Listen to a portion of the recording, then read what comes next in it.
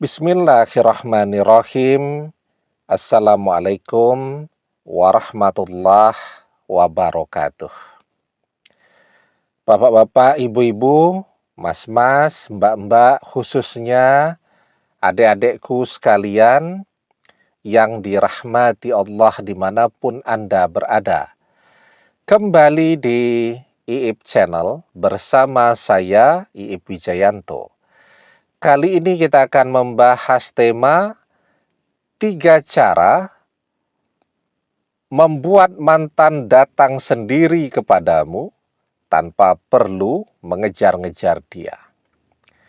Nah, jadi kita kan sudah punya pengalaman nih. Kita ngejar-ngejar mantan dan mantan tambah menjauhi kita. Tambah kita memohon-mohon agar dia mau kembali kepada kita lagi, bertambah pula kesombongan mantan kepada kita. Nah, jadi itu adalah pengalaman yang amat sangat berharga bagi kita ya. Sekarang kita harus ganti strategi. Ya, kalau kita sudah mencoba menggunakan strategi ngejar-ngejar mantan, tetapi mantan larinya tambah kencang, larinya tambah jauh dan tambah sulit untuk didapatkan. Nah, kalau kita masih mencintai dia, ingin kembali bersama dia lagi, maka strateginya harus diganti. Jadi jangan kita yang ngejar-ngejar mantan, tetapi biarkan mantan yang datang sendiri kepada kita. Nah, jadi caranya bagaimana? Yang pertama, tadi ya, abaikan mantan. Karena apa? Karena kita tadi sudah punya pengalaman, ngejar-ngejar tidak bermanfaat apapun. Kemudian kalau kita sibuk, ya, misal mengintip media sosial mantan, ya kita akan terus terjebak dalam memikirkan mantan, mencari cara agar mantan mau menerima kita kembali, mau berbicara dengan kita lagi, dan seterusnya. Kita terjebak di situ terus. Apalagi kemudian kalau mantan sudah mulai pamer-pamer pasangan barunya, ya, sudah mulai mencari pengganti kita, maka kita akan terjebak jalan di tempat. Hari-hari kita, waktu kita, tenaga kita, pikiran kita cuman habis untuk memikirkan mantan, ya.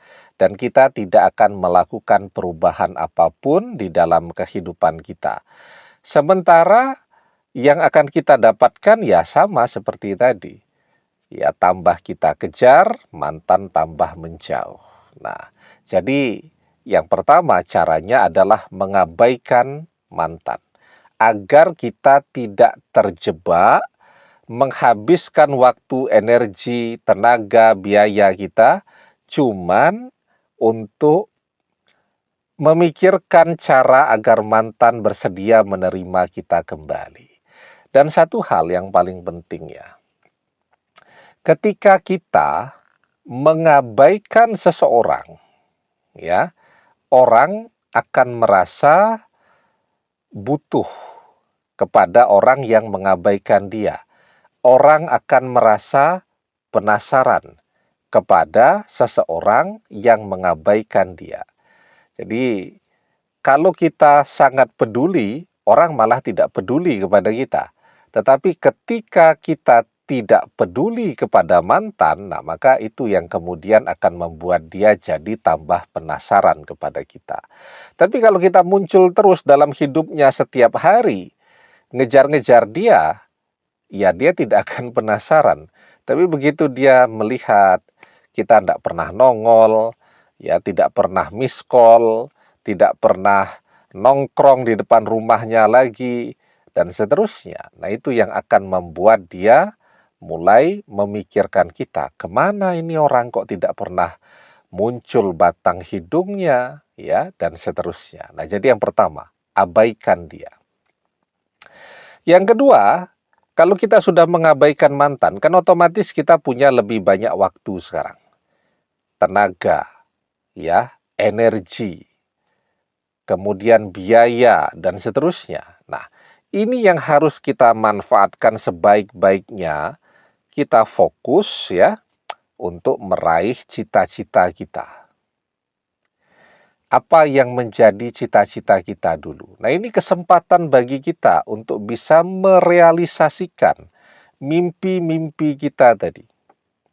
Kejar itu, ya. Berusaha sekeras-kerasnya. Ada orang yang cita-citanya pengen jadi insinyur, pengen jadi dokter, ya. Kemudian pengen menjadi pengusaha dan seterusnya.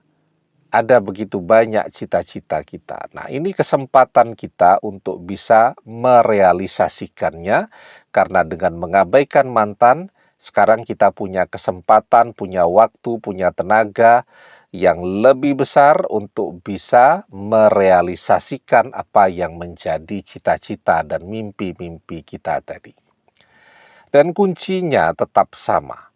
Kalau orang mau berusaha keras, mau berjuang, maka dia akan mendapatkan apa yang dia cita-citakan. Wa alaisa lil insani illa masya'a. Dan bahwasanya seorang manusia tiada memperoleh selain apa yang telah diusahakannya.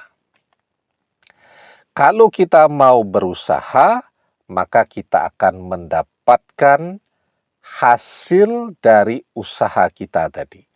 Semakin kita berusaha keras, semakin kita berjuang untuk meraih sukses, maka semakin terbuka pula pintu-pintu kesuksesan itu.